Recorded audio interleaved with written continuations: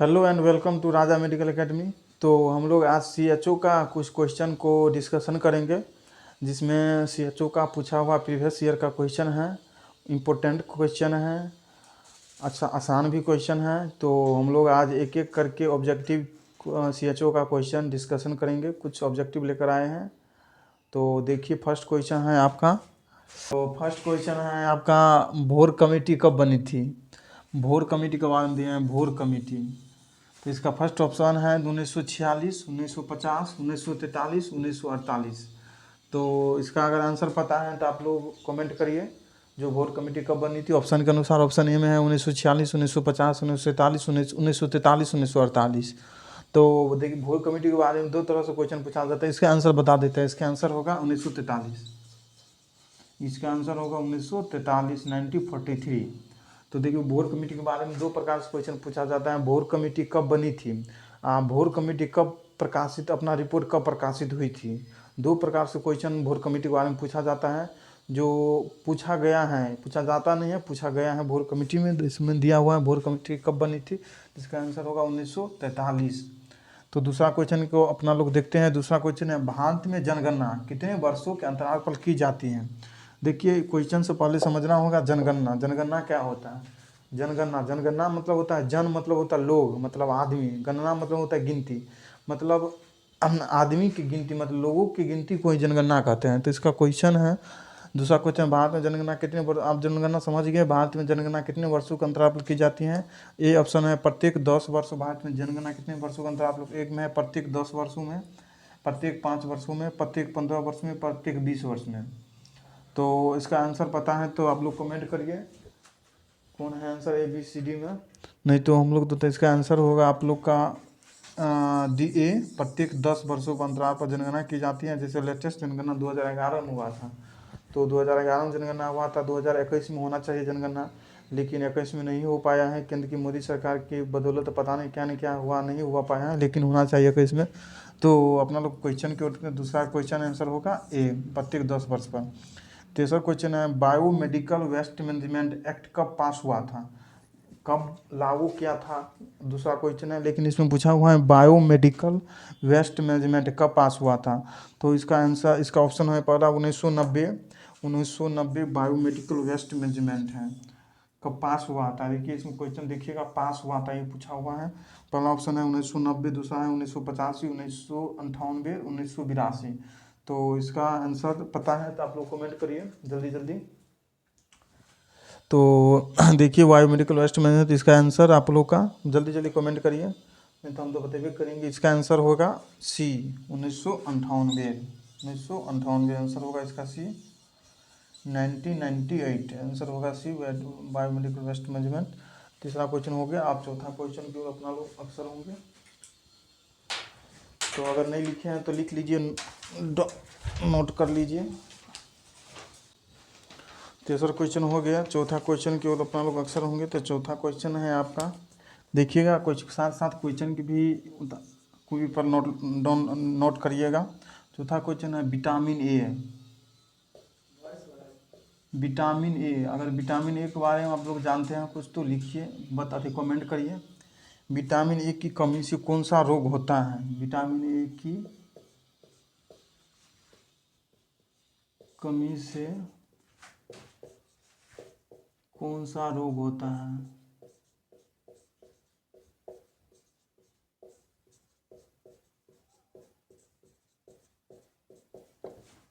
ये ऑप्शन में है अस्कर-बी। देखिए क्वेश्चन का ऑप्शन है, इसका भी डिटेल होगा, डिटेल डिस्कशन करेंगे। बी ऑप्शन है रिकेटस। सी ऑप्शन है आप लोग का, सी है बेरी बेरी।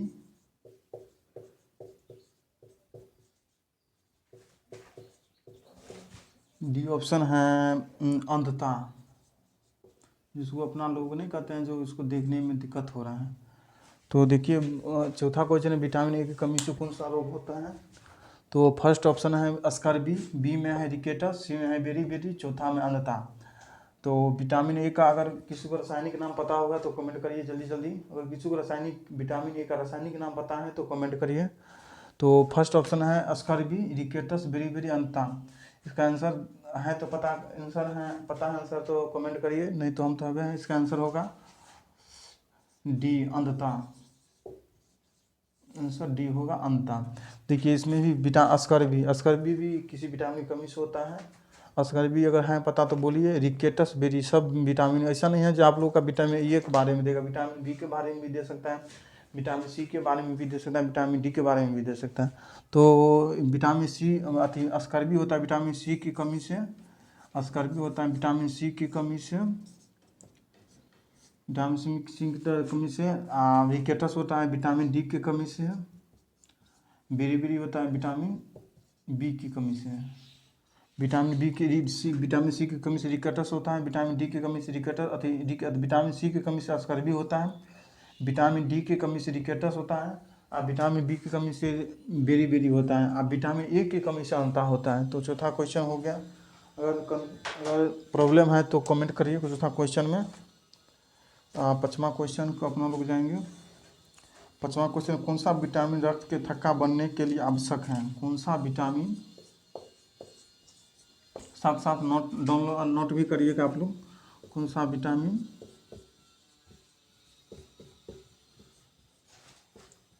रक्त के थक्का बनने के लिए आवश्यक है? रक्त के थक्का, कौन सा विटामिन रक्त के थक्का बनने के लिए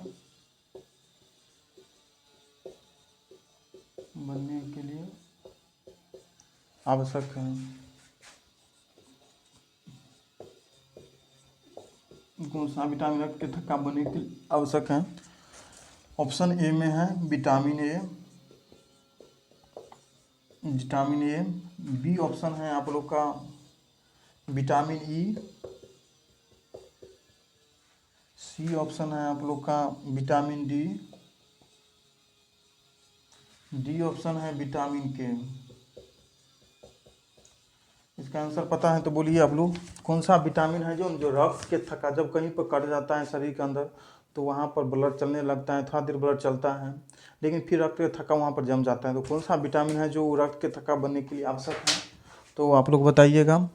इसका आंसर है पता तो कमेंट करिए जल्दी जल्दी। एक सेकेंड हम इंतज़ार कर लेते हैं। तो इसका आंसर होगा विटामिन के। विटामिन के है जो रक्त के थक्का बनने के लिए आवश्यक है। डी ऑप्शन सही है, डी को हम लोग घेरा कर देंगे। देखिए विटामिन ई के बारे में अगर कोई जानते हैं तो बोलिए। विटामिन ई है जो आपको बाझपन, इनफर्टिलिटी होता है, इनफर्टिलिटी के लिए विटामिन ई की कमी से आप लोग का इनफर्टिलिटी हो सकता है। इनफर्टिलिटी जिसको अपना लोग बाझपन कहते हैं।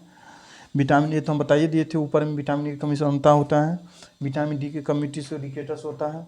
तो विटामिन का क्वेश्चन आप लोग का क्लियर हो गया होगा, उम्मीद करते हैं। 5 क्वेश्चन हो गया, छठा क्वेश्चन की ओर अपना लोग चलेंगे। आप देखिए आप लोग का छठा क्वेश्चन है विटामिन ए की पहली खुराक कितनी होती है? छठा क्वेश्चन है विटामिन का क्वेश्चन अगर कोई भी आएगा तो क्लियर आप लोग कर लीजिए अभी, जो दिक्कत नहीं होगा। विटामिन ए की पहली खुराक कितनी होती है? विटामिन ए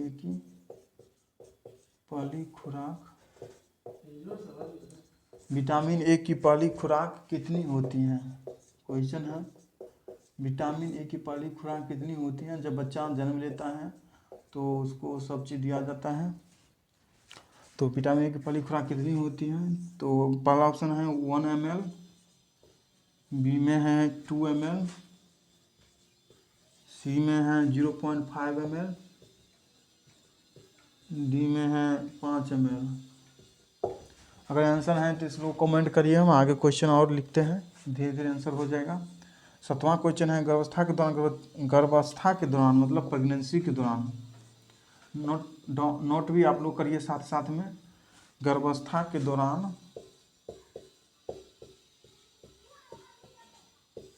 गर्भवती माता को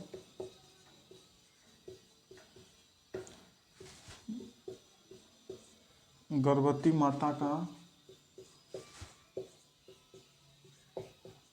कुल कितना वजन बढ़ता है?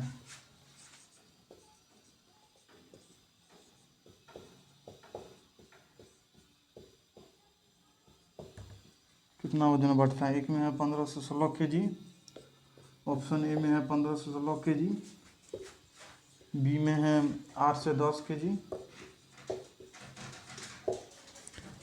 सी में है 15 से 19 kg, डी में है 11 से 14 kg। इसका आंसर पता है तो आप लोग जल्दी जल्दी कमेंट करिए। देखिए विटामिन ए की पहली खुराक कितनी होती है? विटामिन ए की पहली खुराक कितनी होती है? आप लोग को जल्दी कमेंट करिए। या नहीं पता है तो उसको नोट करिए अपना कॉपी में। तो विटामिन ए की पहली खुराक 1 ml दिया जाता है। गर्भावस्था के दौरान गर्भवती माता को कुल कितना वजन बढ़ता है? जब प्रेगनेंसी होता है, जब फीटस रहता है गर्भवती माता को, तो कितना वजन गर्भवती माता को इंक्रीज होता है? तो पहला ऑप्शन है 15 से 16 kg, 8 से 10 kg, 15 से 19 kg, 11 से 14 kg। देखिए इसका मतलब अप्रोक्स में आंसर देना पड़ता है। अगर 11 से 12 kg दूसरा बुक में कौन बुक में इसका 11 से 12 kg दिया हुआ है। लेकिन अगर ऑप्शन के अनुसार हम चलेंगे इसका आंसर में, क्योंकि हम लोग अगर क्वेश्चन पूछेगा तो हम लोग को ऑप्शन के अनुसार चलना है, बल्कि हमको ये नहीं कि बुक में जो दिया हुआ है। ऑप्शन के अनुसार चलेंगे तो इसका आंसर डी होगा 11 से 14 kg। इसका आंसर डी होगा 11 से 14 kg। तो समझ गए, आशा करते हैं कि समझ गए होंगे। 7वां क्वेश्चन हो गया। 8वां क्वेश्चन की ओर अपना लो। एक्सक्लूसिव ब्रेस्ट फीडिंग के बारे में जानते हैं तो कुछ कमेंट करिए। इसी पर क्वेश्चन दिया हुआ है।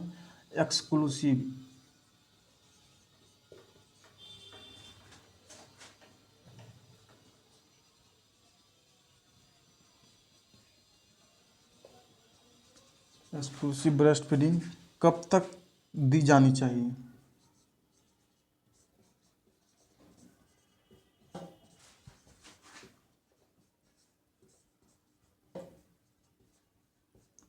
एक्सक्लूसिव ब्रेस्ट फीडिंग कब तक दी जानी चाहिए? ऑप्शन ए में है 4 मंथ तक, बी में है 6 माह तक, 6 मंथ तक, सी में है 2 माह तक, 2 मंथ तक, डी में है 12 मंथ तक। आप लोग साथ साथ में नोट भी करिए, साथ साथ में हम करते हैं, नोट भी करिए, इसके बाद डिस्कशन करेंगे तो उस समय रुक जाना है। इसके बाद 9वां क्वेश्चन है आपका ICDS का फुल फॉर्म। अगर ICDS का फुल फॉर्म बताएं तो कमेंट करिए। ICDS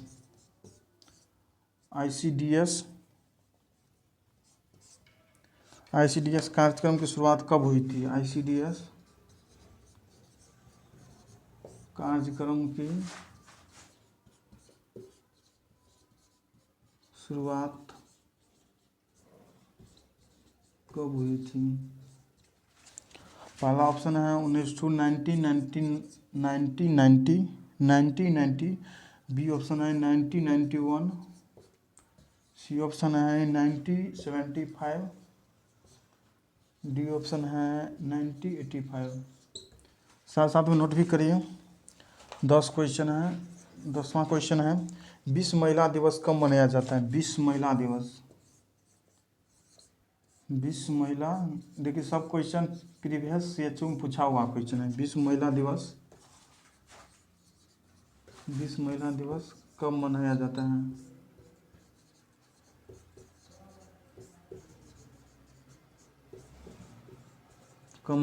ऑप्शन ए में है 8 मार्च,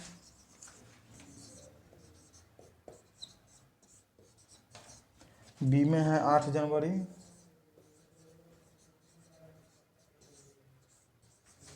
सी में है 8 मई, डी में है 8 फरवरी।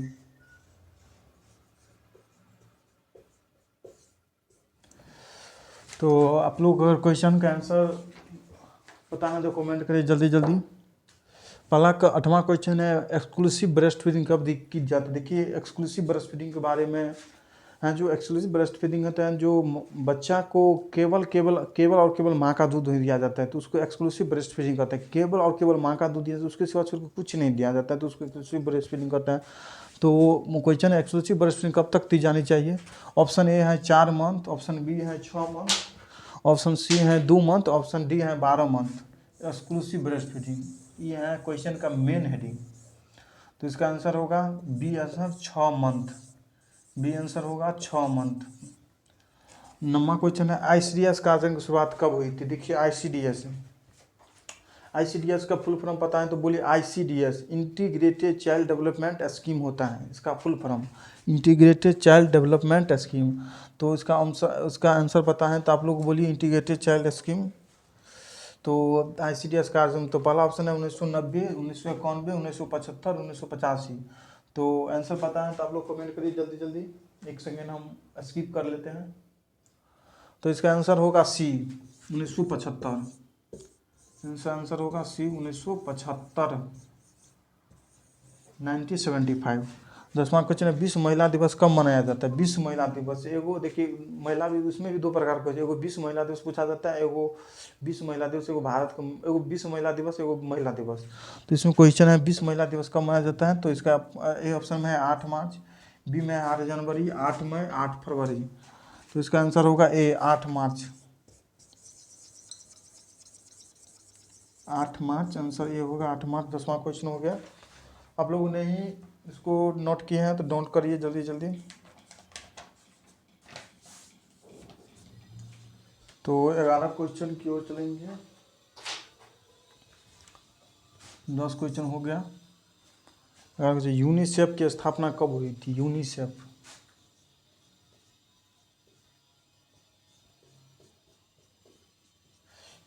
का अगर फुल फॉर्म किसी को पता है तो कमेंट करिए।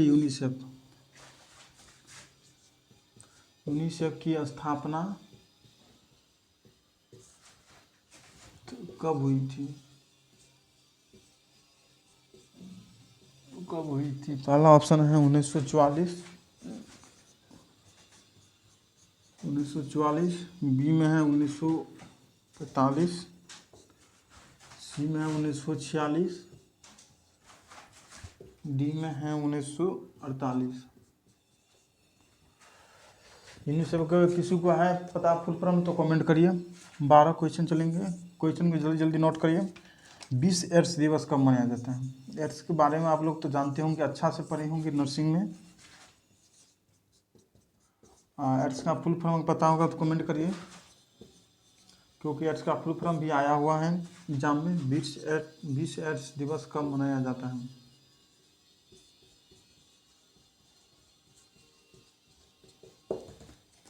ए में है 1 दिसंबर, बी में है आप लोग का 2 दिसंबर, सी में है 1 नवंबर, डी में है 2 फरवरी।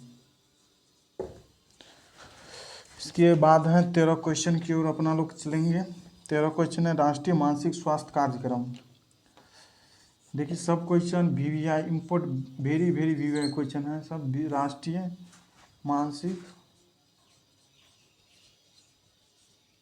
मानसिक स्वास्थ्य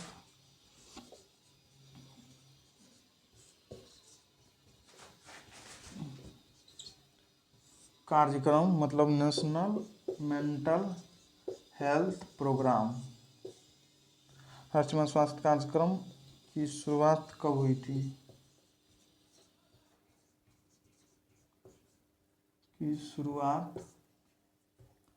शुरुआत कब हुई थी।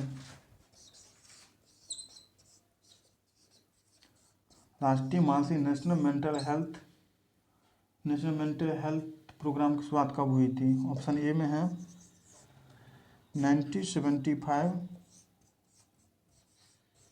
बी में है 1982, सी में है 1985, डी में है 1990, एक में 1990, बी में 1982, डी में। ऑप्शन देखिए आप लोग। आंसर है तो आंसर मालूम है तो कमेंट करिए। देखिए यूनिसेफ होता है, यूनिसेफ देखिए आप लोग का पढ़ना पड़ता है नेशनल एजेंसी, इंटरनेशनल एजेंसी। तो वहीं यूनिसेफ होता है आप लोग का इंटरनेशनल एजेंसी होता है। यूनिसेफ का फुल फॉर्म होता है यूनाइटेड, लिख लीजिए, United national international child emergency fund, इसका फुल फॉर्म होता है। तो यूनाइटेड पूछा यूनिसेफ की स्थापना कब हुई थी, तो पहला ए ऑप्शन है, यूनिसेफ की स्थापना। दूसरा लेते हैं यूनिसेफ, ये में 1944, 1945, 1946, 1920, इसका आंसर होगा सी 1946। आप लोग लिखिए 1946, टिक मारिए। पहला विश्व एड्स दिवस कब मनाया जाता है, विश्व एड्स दिवस, ये ऑप्शन है आप लोग का 1 दिसंबर, 2 दिसंबर, 1 नवंबर, 2 फरवरी। तो इसका आंसर होगा आप लोग का विश्व एड्स दिवस। पता है तो आप लोग कमेंट करिए जल्दी जल्दी, पता है तो आप लोग का कमेंट करिए जल्दी जल्दी। विश्व एड्स दिवस कब मनाया जाता है? एड्स फुल फॉर्म एड्स का पता है तो बोलिए, नहीं तो हम बोलते हैं acquired immuno deficiency virus, acquired immuno deficiency virus. ये हमें 1 दिसंबर, 2 दिसंबर, 1 नवंबर, 2 फरवरी। तो आंसर आप लोग का जल्दी जल्दी कमेंट करिए, हम 2 मिनट रुक जाते हैं। सबको तो पता भी करेगा एड्स के बारे में, और एड्स का दिवस कब मनाया जाता है। तो आंसर होगा इसका 1 दिसंबर। आंसर होगा इसका 1 दिसंबर, विश्व एड्स दिवस। 13 क्वेश्चन है, राष्ट्रीय मानसिक स्वास्थ्य कार्यक्रम की शुरुआत कब हुई थी? राष्ट्रीय मेंटल हेल्थ में आप लोग का राष्ट्रीय मानसिक हेल्थ प्रोग्राम के बारे में पढ़ना पड़ता है, नेशनल मेंटल हेल्थ में। तो ये ऑप्शन होगा 1975, बी में है 1982, सी में है 1985, डी में है 1990। राष्ट्रीय मानसिक स्वास्थ्य कार्यक्रम की शुरुआत कब हुई? तो कमेंट करिए जल्दी जल्दी, कमेंट करिए। कुछ स्टूडेंट कमेंट किया है, जल्दी जल्दी सही है कमेंट करिए। तो इसका आंसर होगा आप लोग का, जल्दी जल्दी कमेंट करिए, हम 2 मिनट हट जाते हैं। आंसर होगा बी 1982। देखिए CHO का प्रीवियस क्वेश्चन है, बहुत वेरी इंपॉर्टेंट क्वेश्चन है, 13 क्वेश्चन हो गया, और इसका जल्दी जल्दी आप लोग नोट करिए। इसके बाद 13 क्वेश्चन हो गया। 14 क्वेश्चन, सामान्य प्रसव के समय पर प्लेसेंटा का वजन कितना होता है? देखिए आप गायनी का कुछ क्वेश्चन आ गया है, कुछ क्वेश्चन कम्युनिटी का लिए थे, अब कुछ क्वेश्चन गायनी की ओर अपना लोग चलते हैं। गायनी का क्वेश्चन है, सामान्य प्रसव मतलब नॉर्मल लेवल,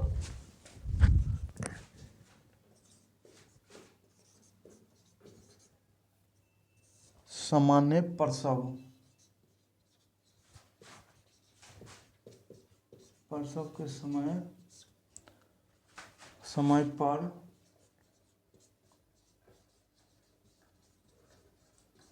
प्लेसेंटा का वजन कितना होता है?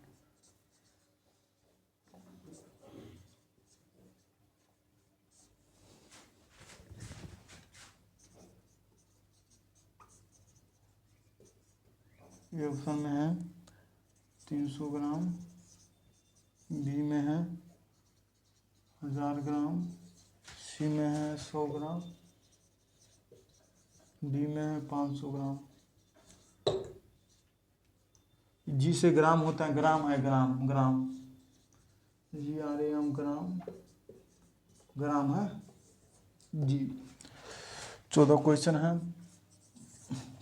जन्म के समय प्लेसेंटा और नवजात के वजन का अनुपात कितना है? जन्म के समय, जब बच्चा जन्म लेता है तो जन्म के समय प्लेसेंटा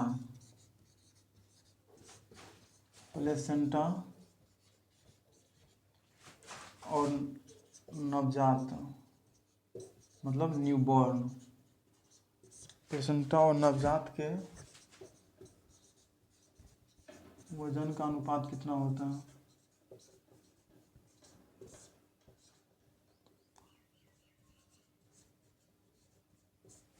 कितना होता है?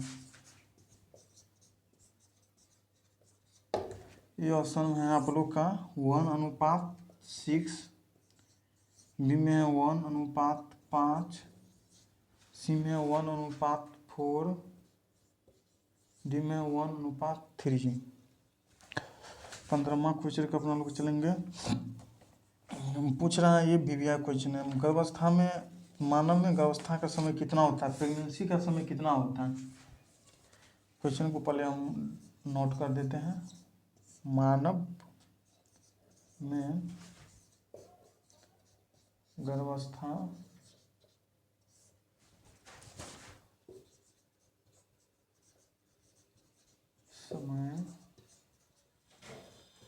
कितना होता है। बता रहे मानव में गर्भावस्था का समय कितना होता है। एक ऑप्शन ए में है, देखिए बहुत इंपॉर्टेंट क्वेश्चन है, वैसे तो सब इंपॉर्टेंट क्वेश्चन, लेकिन ये भी बहुत इंपॉर्टेंट क्वेश्चन है। 10 लूनर माह।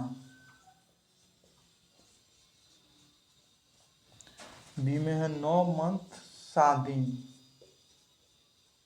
9 माह 7 दिन। सी में है 280 दिन। डी में है उपरोक्त सभी।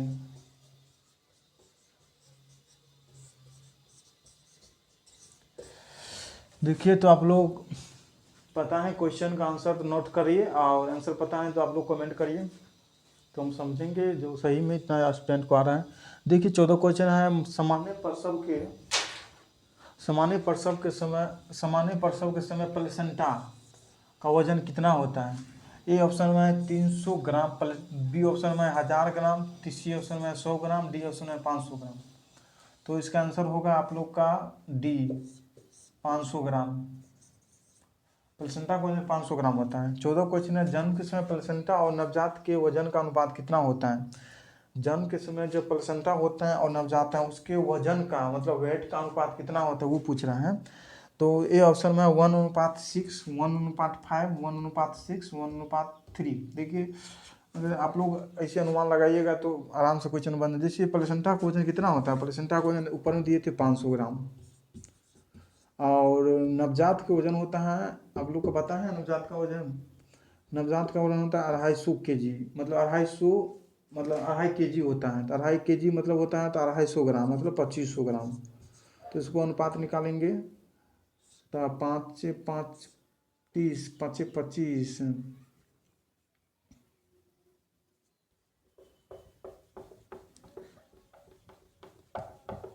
तो देखिए इसका आंसर देख लीजिए। तो जन्म के समय प्लेसेंटा और नवजात के वजन का अनुपात, इसका आंसर होगा ए। आपको 1 वैसे करके आप लोग निकाल लीजिएगा। जन्म के समय प्लेसेंटा का वजन दीजिएगा, नवजात का वजन दीजिएगा, उसको कट कर लीजिएगा। आपने 1:6 निकल जाए। ए में 1:6, बी में 1:5, 1:4, 1:6। आंसर होगा ए, 1:6। मानव में 15वां क्वेश्चन है, मानव में गर्भावस्था का समय कितना होता है, प्रेगनेंसी का समय। आप लोग को तो पता होगा करेगा ये क्वेश्चन, बहुत क्वेश्चन इजी क्वेश्चन है। तो इसका ए ऑप्शन है 10 लूनर माह, बी है 9 महीना 7 दिन, सी में है 280 दिन, डी में है उपरोक्त सभी। तो इसका आंसर होगा आप लोग का डी, उपरोक्त सभी होगा। 10 लूनर माह भी होता है, 9 महीना 7 दिन भी होता है, 280 दिन भी होता है। तो इसका आंसर होगा डी, उपरोक्त सभी। आप लोग कोई प्रॉब्लम है तो कमेंट करिए, ऑप्शन में भी प्रॉब्लम है तो कमेंट करिए, क्वेश्चन में भी प्रॉब्लम है तो कमेंट करिए। तो 14 क्वेश्चन हो गया। आगे क्वेश्चन, निम्न में गर्भावस्था का वेलकम साइन क्या है। प्रेगनेंसी का वेलकम साइन जानते हैं। प्रेगनेंसी में साइन, फर्स्ट ट्राइमेस्टर का साइन अलग होता है, सेकंड ट्राइमेस्टर का साइन, ट्राइमेस्टर 3 को होता है, first trimester, second trimester, third trimester. तो पूछ रहा है निम्न में सब ट्राइमेस्टर का साइन अलग अलग होता है। ये लोग आप लोग अगला वीडियो बनाएंगे तो ये सब डिटेल में बताएंगे, जो फर्स्ट ट्राइमेस्टर में क्या क्या साइन है, सेकंड ट्राइमेस्टर में क्या क्या साइन है, थर्ड ट्राइमेस्टर में क्या क्या साइन है। तो चलेंगे, देखिए निम्न से गर्भावस्था मतलब प्रेगनेंसी का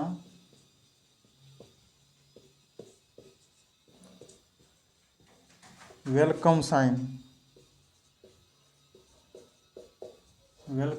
क्या है।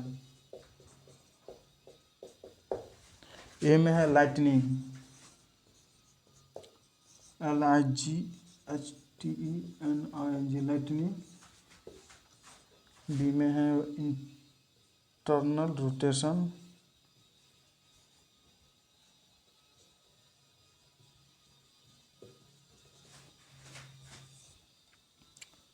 इंगेजमेंट।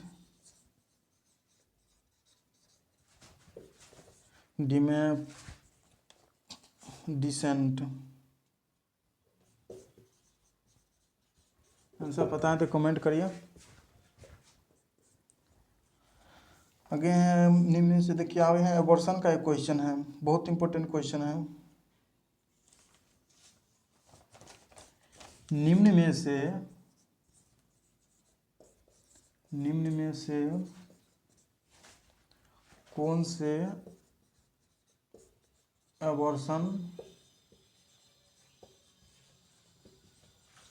एबॉर्शन को साइलेंट एबॉर्शन कहते हैं?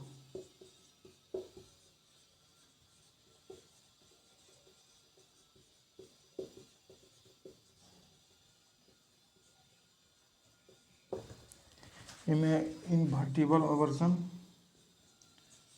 आप लोग अभी नोट करिएगा, आगे हम डिस्कस करेंगे अच्छा से। इनवर्टिबल एबॉर्शन, इनवर्टिबल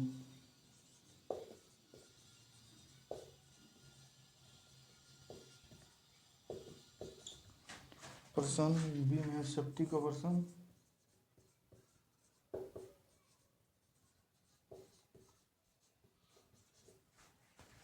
सी में है थीटेंड एबॉर्शन,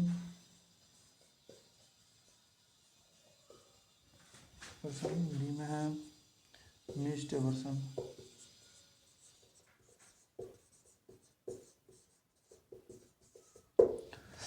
देखिए दो क्वेश्चन है, आप लोग बहुत ही इंपॉर्टेंट क्वेश्चन है, गायनिक का क्वेश्चन है, तो आप लोग को पता है तो कमेंट करिए। देखिए इसमें क्वेश्चन दिया, इनमें से कौन से गर्भावस्था का वेलकम साइन कहते हैं? वेलकम साइन, तो इसका ए ऑप्शन है लाइटनिंग, बी में है इंटरनल रोटेशन, डी में है इंगेजमेंट, चौथा में डिसेप्ट। अभी आप लोग आंसर क्वेश्चन को नोट करिए।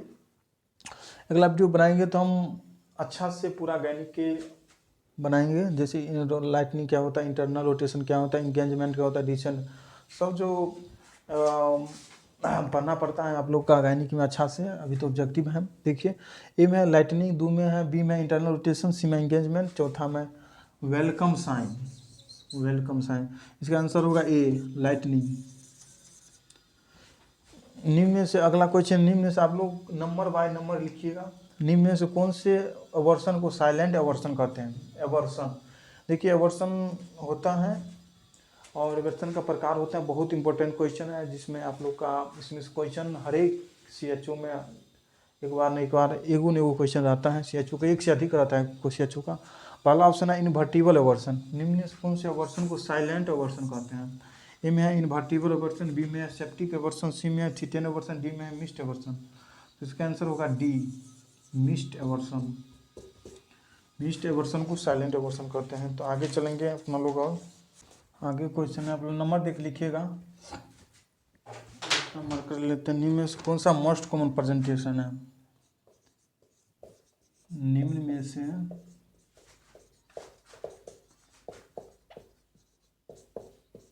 कौन सा मोस्ट कॉमन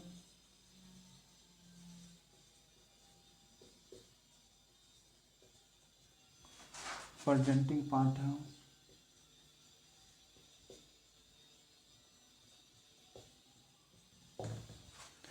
ए में है वर्टेक्स,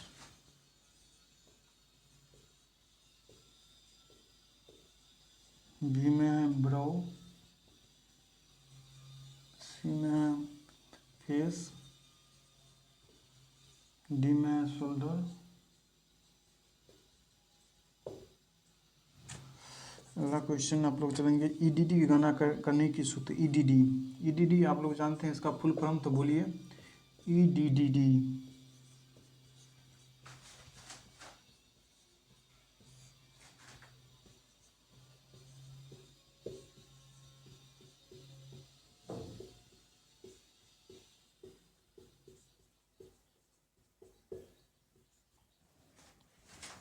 ये ऑप्शन है अंतिम MC का पहला दिन प्लस 280 दिन। अंतिम MC का फुल फॉर्म मेंस्ट्रुअल साइकिल होता है, मेंस्ट्रुअल साइकिल। पहला दिन प्लस 280 दिन। बी में है अंडोत्सर्ग, ओबुलेशन होता है, ओबुलेशन, अंडोत्सर्ग की तारीख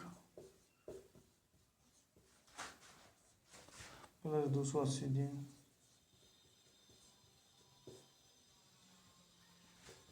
सी ऑप्शन है पहली मेंस्ट्रुअल साइकिल का अंतिम दिन प्लस 280 दिन।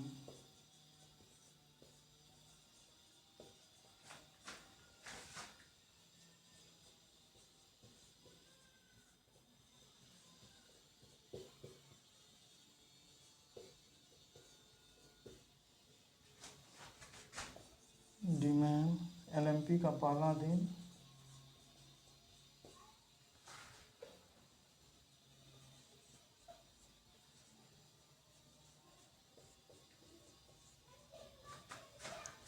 प्लस 9 महीना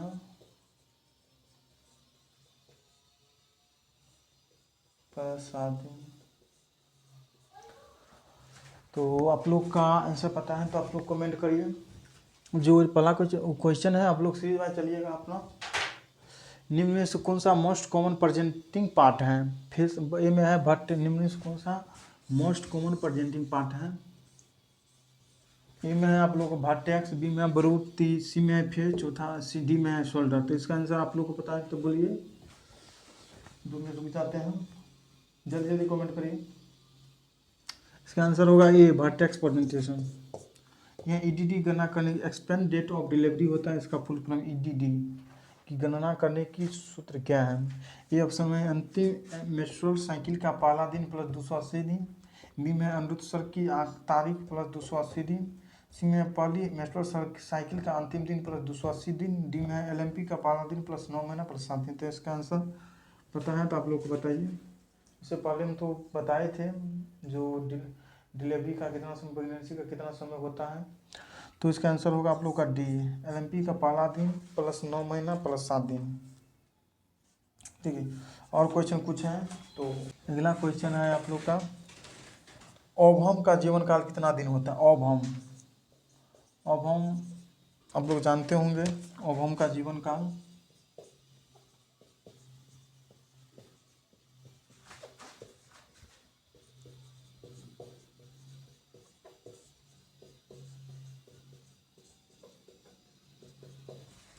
ये ऑप्शन है 48 से 72 घंटा, 48 से 72 घंटा। बी में है 0 से 12 घंटा, सी में है 12 से 24 घंटा, डी में है 24 से 36 घंटा। कमेंट करिए आप लोग। अगला क्वेश्चन है आप लोग का, स्पर्म का जीवन काल कितना होता है? स्पर्म मेल में से निकलता है या फिर फीमेल में से? आप लोग कमेंट करिए। स्पर्म का जीवन काल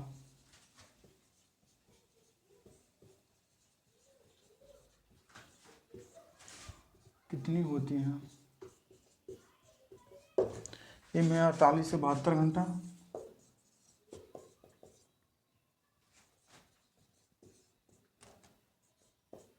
48 से 72 घंटा। बी में है 0 से 12 घंटे, सी में है 12 से 24 घंटे, डी में है 24 से 36 घंटे।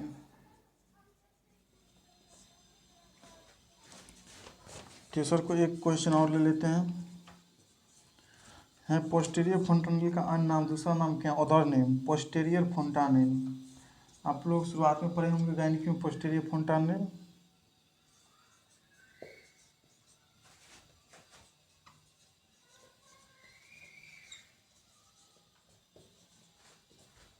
का अदर नेम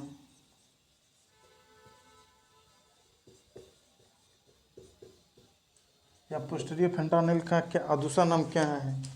ऑप्शन ए में है आप लोग का कोरोनल, बी में है लैम्डा, सी में है ब्रैगमा,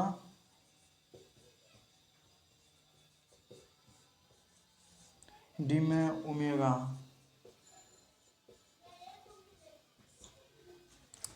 आप लोग आंसर दीजिएगा इसका, कमेंट करिए। देखिए क्वेश्चन है ओवम का जीवन काल कितना होता है। ओवम जो फीमेल होती है ना उसमें से ओवम निकलती हैं जब मेंस्ट्रुअल सर्किल होते हैं उसके 14 दिन बाद ओवम निकलती हैं फीमेल में से। तो पूछ रहे हैं ओवम का जीवन काल कितना होता है। तो पहला ऑप्शन है ओवम का जीवन काल, तो ओवम का जीवन काल ए ऑप्शन है 48 से 72 घंटा, बी है 0 से 12 घंटा, सी है 12 से 24 घंटा, डी है 24 से 36 घंटा। तो इसका आंसर होगा आप लोग का डी, 24 से 36 घंटा।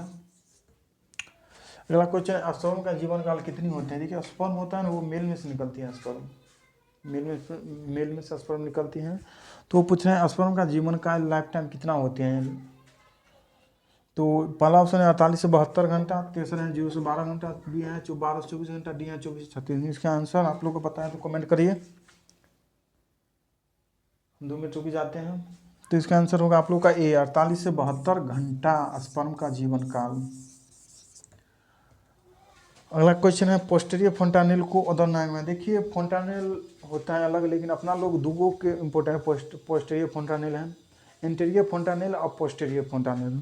तो पूछ रहा है इसमें पोस्टेरियर फोंटानेल का अदर नेम क्या है। ऑप्शन ए में है कोरोनल, बी में है लैम्ब्डा, सी में है ब्रैगमा, डी में है ओमेगा। इसका आंसर बी होगा लैम्ब्डा। और आप लोग का अगला क्वेश्चन रहेगा आप लोग का होमवर्क के, जो इसमें पूछा हुआ है पोस्टेरियर फोंटानेल, तो आप लोग का रहेगा एंटीरियर फोंटानेल का अदर नेम क्या है। आप लोग कमेंट करिएगा।